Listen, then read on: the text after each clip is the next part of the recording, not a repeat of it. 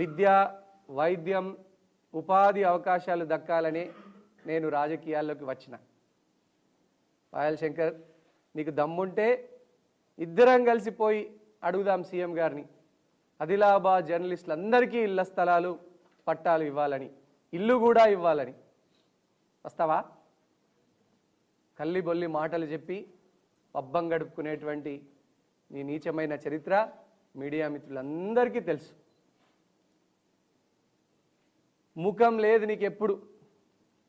ఎప్పుడు పోయినా పైసల పైరవీలు చేస్తున్నావు.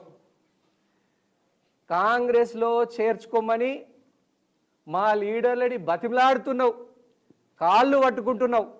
పాయల్ శంకర్,